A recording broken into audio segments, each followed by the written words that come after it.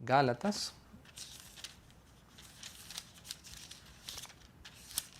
en el capítulo 5, y habíamos leído en el versículo 22, dice así, dice, más el fruto del Espíritu, ese es el oro puro en el candelero,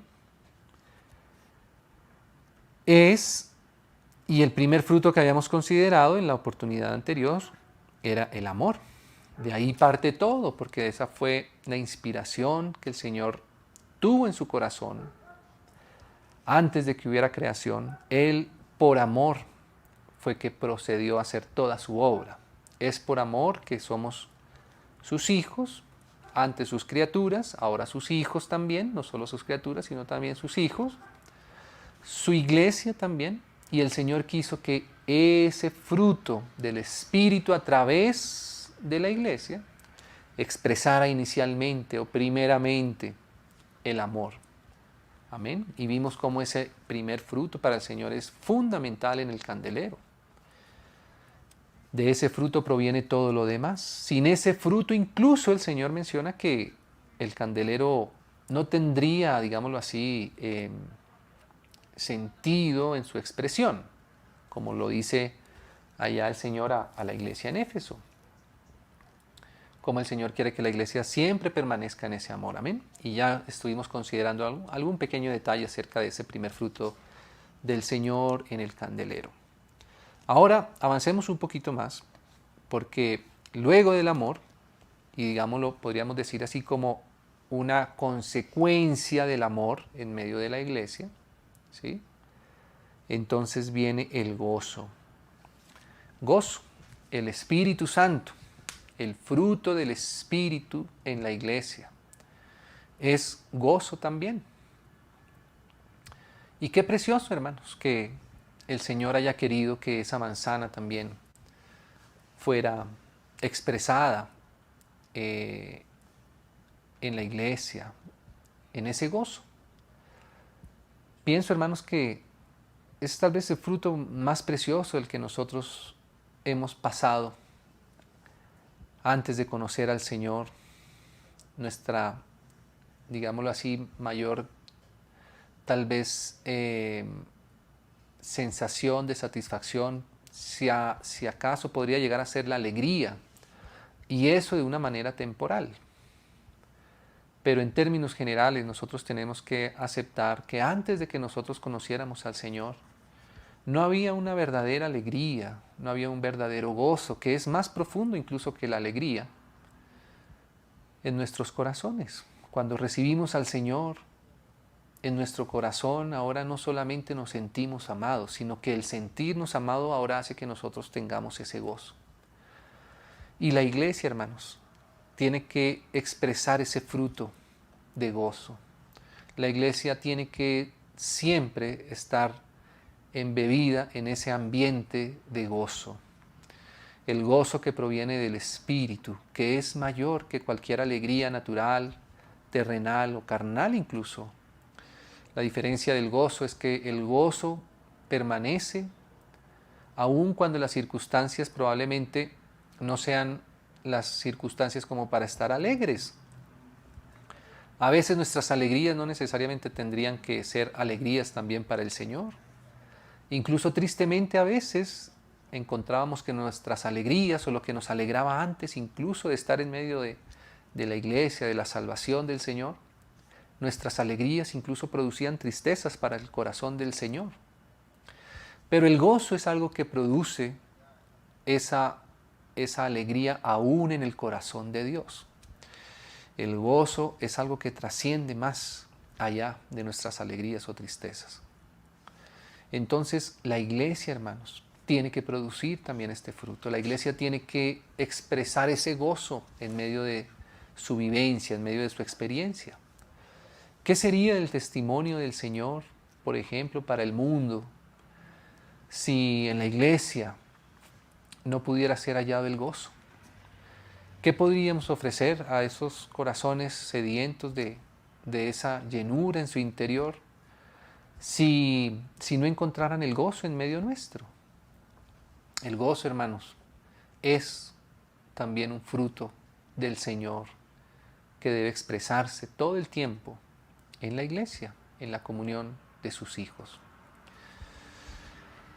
Cuando nosotros vemos por qué el Señor quiso poner este gozo también en medio de la iglesia y cómo de cierta manera paradójica la iglesia fue puesta por el Señor en medio de muchas presiones. Incluso el Señor, desde cuando advertía en su primera mención acerca de la iglesia, Él nos advertía que el Hades iba a estar, digámoslo así, en contra de la iglesia.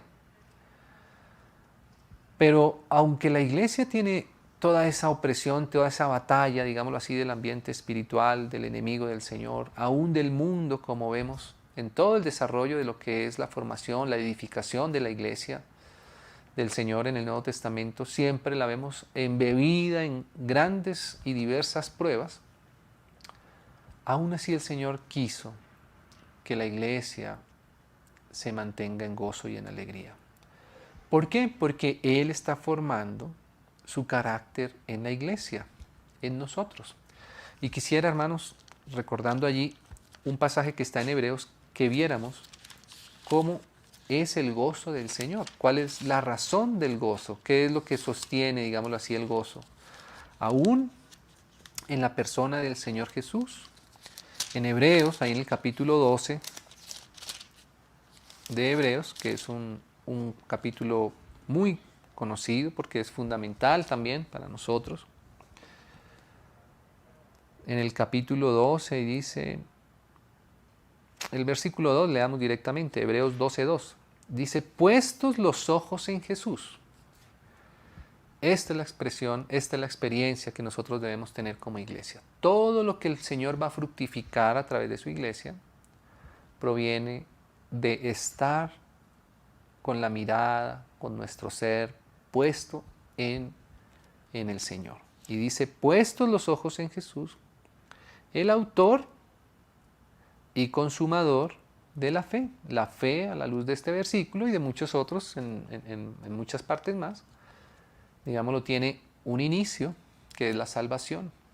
Él es el autor quien le da iniciación a la fe. Pero también dice, tiene una consumación de la fe. Y esa consumación de nuestra fe es justamente todo el fruto del Señor expresándose por medio de la iglesia, de nosotros como hijos de Dios, como hermanos en el Señor. Y la única manera es tener nuestros ojos puestos en Él para que Él lo que ha comenzado también lo termine, como dice Filipenses. El cual, o sea, el Señor Jesús, ¿sí?, por el gozo puesto delante de Él. O sea que fíjese, hermanos, aquí encontramos la razón por la cual el Señor Jesús completó su obra. Y esa obra, como lo dice aquí, dice así, dice, delante de Él sufrió la cruz. Esa es la completación de la obra del Señor Jesús. La cruz. Menospreciando el oprobio. Fíjese que el oprobio iba a estar. Aún el Señor Jesús mismo pasó por mucho oprobio, por mucha oposición cuando estaba aquí en la tierra. Pero Él no quitó el oprobio, ¿cierto? Él no evitó el oprobio, pero lo menospreció. Es decir, no le dio un precio tan alto al oprobio, no le dio un precio tan alto a sus circunstancias, a las que Él mismo vivió y padeció como hombre aquí en la tierra. Y dice que menospreciando ese oprobio, ¿sí?, se sentó a la diestra del trono de Dios. Entonces fíjese, hermanos, lo que nos está diciendo este verso. Que la razón por la cual el Señor menospreció ese oprobio, es decir, le quitó precio, le quitó tal vez la importancia o la relevancia que el mundo, el enemigo tal vez querían que el Señor le diera en su corazón un muy alto valor a ese oprobio, a esas presiones, a esas circunstancias de su vida. Él lo menospreció, y Él lo menospreció por una razón, por el gozo que estaba puesto delante de él. La razón por la cual el Señor menospreció el oprobio fue por causa del gozo que era mayor a ese oprobio. Ahí nos damos cuenta, hermanos, entonces, por qué nosotros como iglesia, aunque pasamos también por oprobio, por circunstancias difíciles, basta recordar el testimonio de nuestro hermano, el apóstol Pablo. Él dice cosas como que él se goza, por ejemplo, en lo que padece. ¿Por qué él se gozaba en lo que padecía?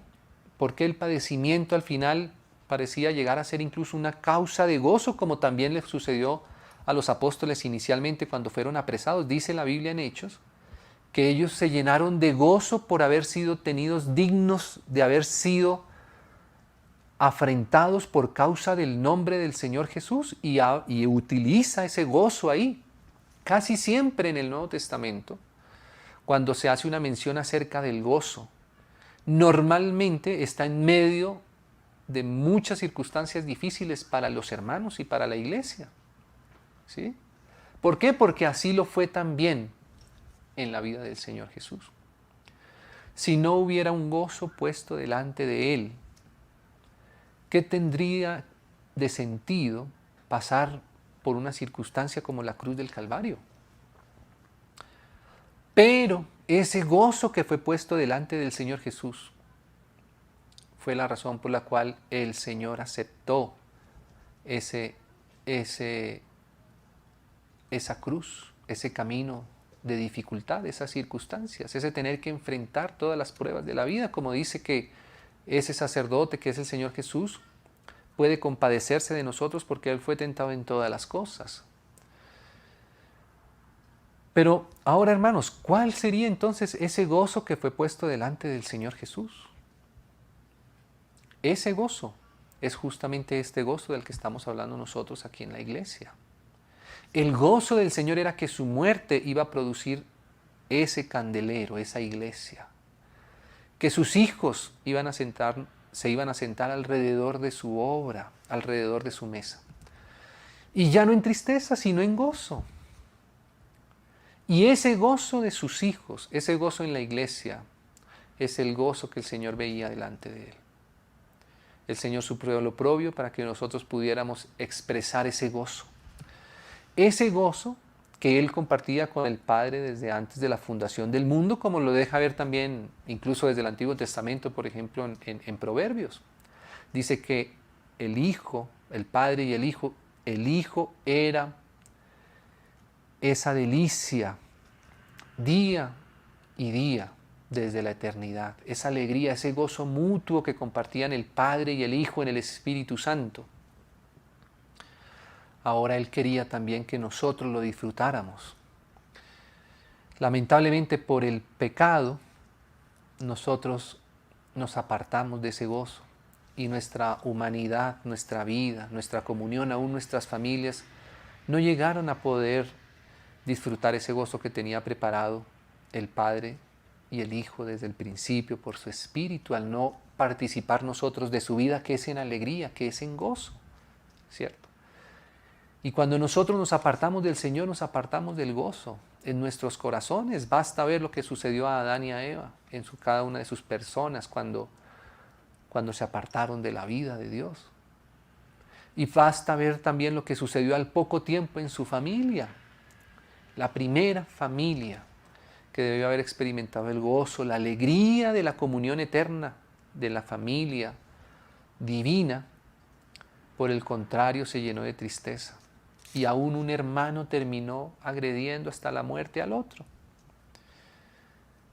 Esa es la contraposición que el enemigo quiere hacer a la obra del Señor. Pero lo que había en el corazón del Señor era que expresáramos ese gozo. Y por ese gozo Él sufrió la cruz. Por ese gozo Él soportó todas las cosas. Así que imagínense, hermanos, yo pienso, ¿no? Cuando el Señor empezaba a revelar todas estas cosas allá en el candelero en el Antiguo Testamento, cuando Él ponía cada una de estas manzanas, Él sabía el precio que iba a costar para Él poner cada una de esas manzanas en su iglesia, en su candelero. Una de esas es el gozo. Y eso hizo que el Señor pasara por toda la obra de la cruz. Ahora imagínense entonces, hermanos, cómo nosotros no presentarnos en gozo como iglesia. ¿Cómo la iglesia no va a estar en gozo para el Señor? ¿Cuál será la satisfacción del corazón del Señor cuando encuentra este precioso fruto formado en sus hijos? Cuando nuestra comunión es una comunión llena de gozo, de alegría, de amistad, que provienen del amor. Y por supuesto que será triste también para el Señor cuando Él, que por ese gozo fue a la cruz del Calvario, no llega a encontrar formado ese fruto en medio nuestro, como iglesia. Tristemente a veces, como iglesia, pasamos por periodos de tristeza, que no deberían ser lo normal, hermanos, en medio de nuestra comunión. La iglesia está para expresar el gozo del Señor. Lo que debe haber en medio nuestro, hermanos, es ese gozo de amor que proviene del amor unos por otros. Ese gozo, como decimos, hermanos, es un gozo espiritual. Es un gozo que está sostenido por algo más profundo de lo que nosotros podríamos llegar a sostenerlo. Y quisiera ver un pasaje aquí en la primera epístola de Juan también, en la primera epístola del apóstol Juan.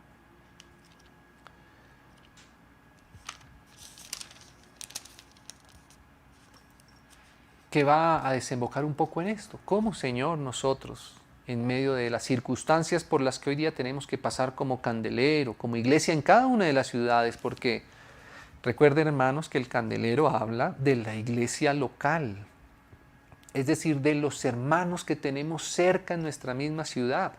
Estos frutos no es para expresarlos por medio de la iglesia, digámoslo así, universal, en el sentido de nuestros hermanos a nivel general, sino que estos frutos deben ser vistos nítidamente por nuestros hermanos que más tenemos cerca.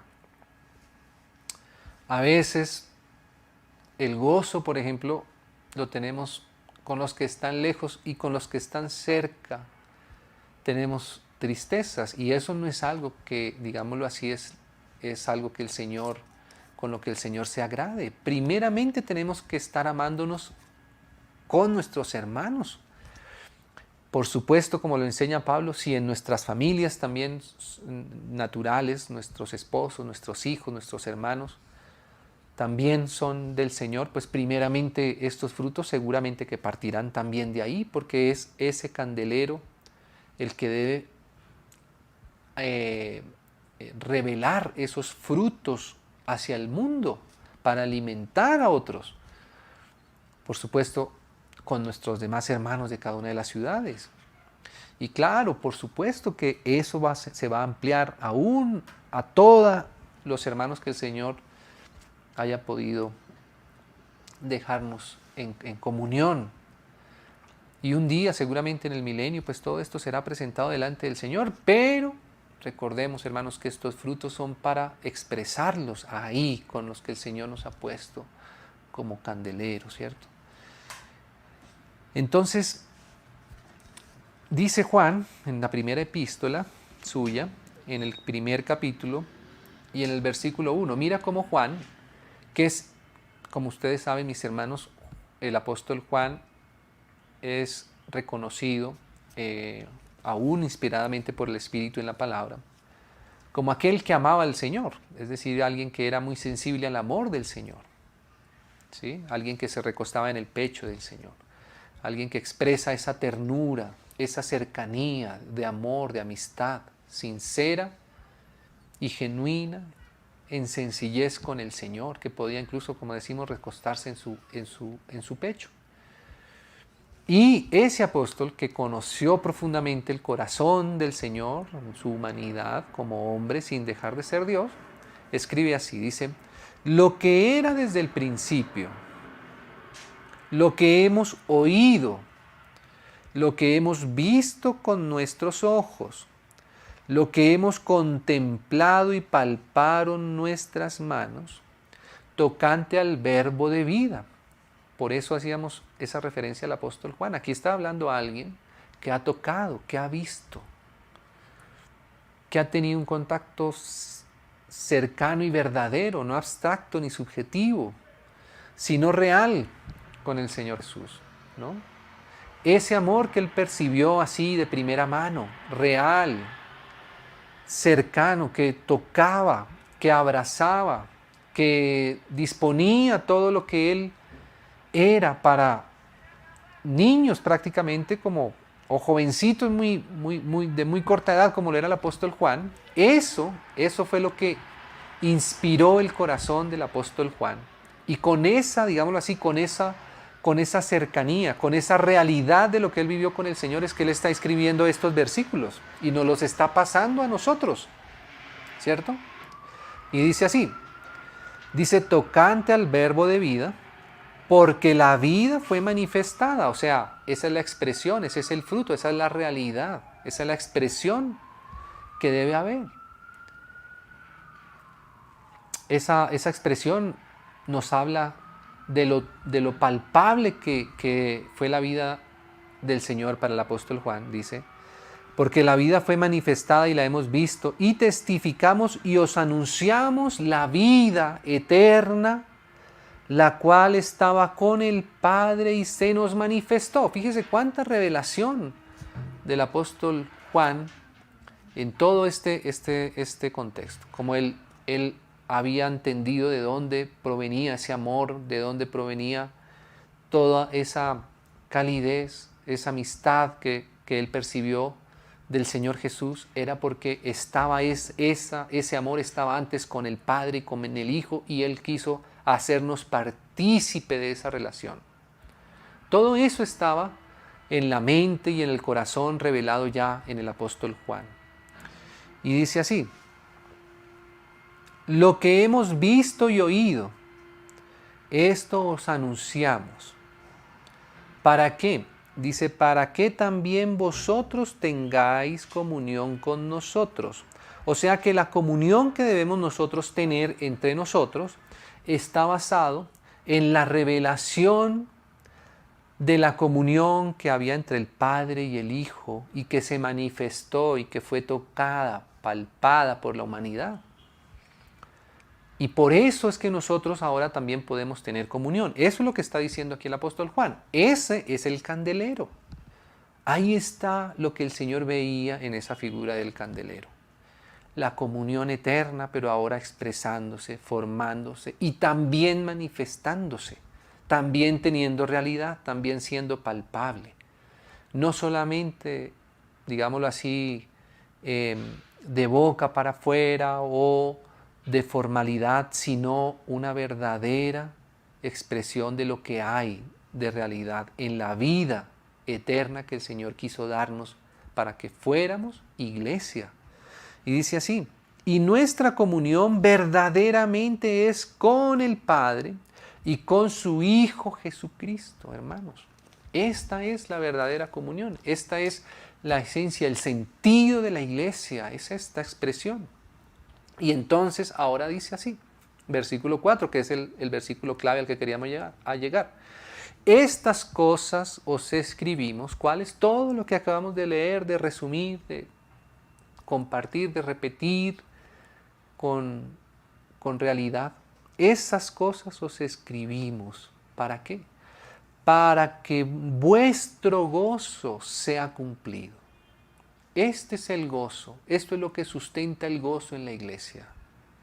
Hermanos, ese gozo por lo tanto debe ser inamovible en medio de la comunión de la iglesia. ¿Por qué? Porque nuestro gozo depende de esto, no de ninguna otra cosa. No depende de las circunstancias, no depende ni siquiera de nuestros sentimientos. Nuestros sentimientos pueden variar, pero el gozo permanece, porque el gozo proviene de lo que esto nos dejó escrito por el Espíritu Santo el apóstol Juan. Por esto, hermanos, es que la iglesia permanece en gozo.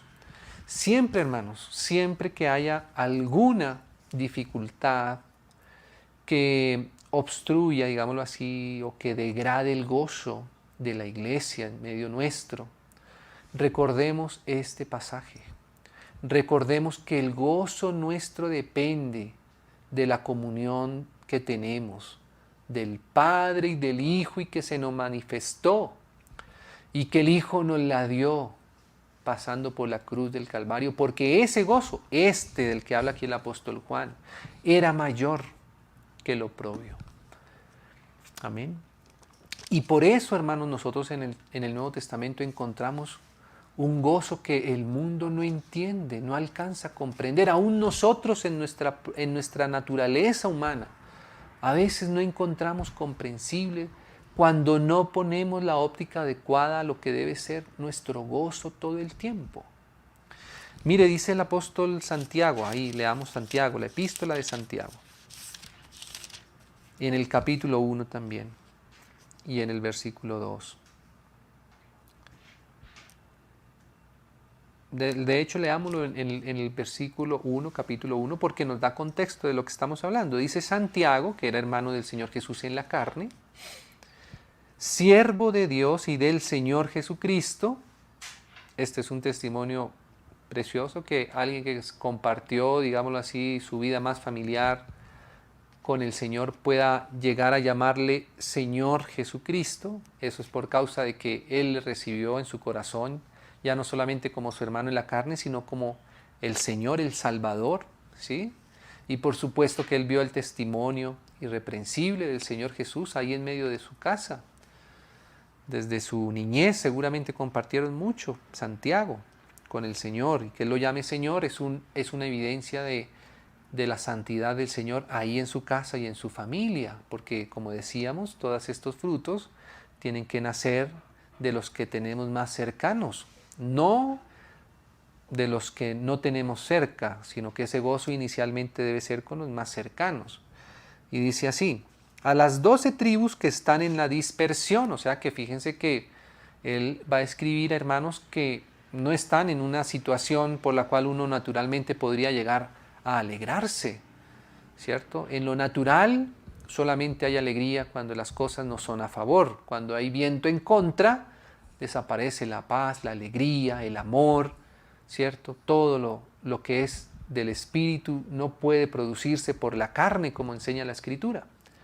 Pero mire cómo va a escribir aquí Santiago a nuestros hermanos que tenían el Espíritu del Señor morando en sus corazones y por tanto él podía entonces escribir así: hermanos míos, tened por sumo gozo, o sea, un gozo mayor, un gozo depurado. El sumo nos habla como de esa esencia, digámoslo así, más pura, más alta, ¿cierto? El sumo es como el mayor extracto de lo que estamos mencionando. Ese gozo es el que proviene del Espíritu, el que debe ser formado y expresado en la iglesia. Y dice, tened por sumo gozo cuando os halléis en diversas pruebas, ¿no? ¿Cómo alguien podría llegar a entender esto? Solamente alguien que comprenda de dónde proviene este gozo, que proviene de la Trinidad misma, que proviene de la cruz del Calvario, que proviene del menosprecio, del oprobio, ¿cierto? Que proviene del mismo corazón del Señor Jesús y que anhela ver ese gozo formado en la iglesia. Y ahí entonces es que nosotros podemos decir, sí, Señor, a pesar de estas dificultades, a pesar de las diversas dificultades, Señor, nosotros permanecemos en tu gozo. Nosotros como tus hijos ofrecemos para ti nuestro corazón en gozo, en alegría. Sí, hermanos, esto es lo que puede expresar el conocimiento profundo de lo que es este gozo para el Señor.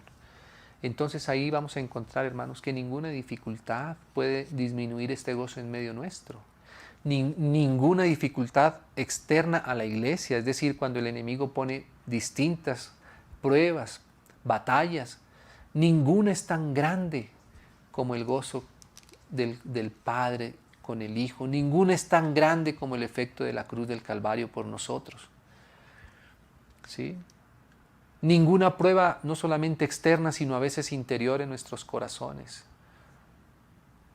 que ciertamente están, como recordábamos lo que nos decía el apóstol Pablo, aún en alguna parte de Hebreos, si no estoy mal, Habla que los hermanos se gozaron cuando fueron desposeídos de sus bienes por causa del Señor Jesús. Así lo dice, que fue un gozo para ellos ser despojados por el nombre del Señor Jesús de sus bienes materiales. Así que, hermanos, aún en eso, si es con la función de que el gozo del Señor sea expresado en la tierra y el mundo y el diablo puedan entender de dónde proviene nuestro gozo, se van a dar cuenta el mundo y el diablo que el gozo nunca nos lo van a poder quitar, porque no es un gozo que nos pertenece, sino es el gozo del Espíritu formado en nuestros corazones. Aún si algunas circunstancias de esas diversas pruebas, a veces tenemos que pasar por pruebas aún como en medio de nuestra comunión, como lo enseña también el apóstol Pablo ahí en Corintios, dice que es necesario que vengan algunas disensiones y algunas contiendas, aún en medio de nosotros como hermanos, como hijos del Señor.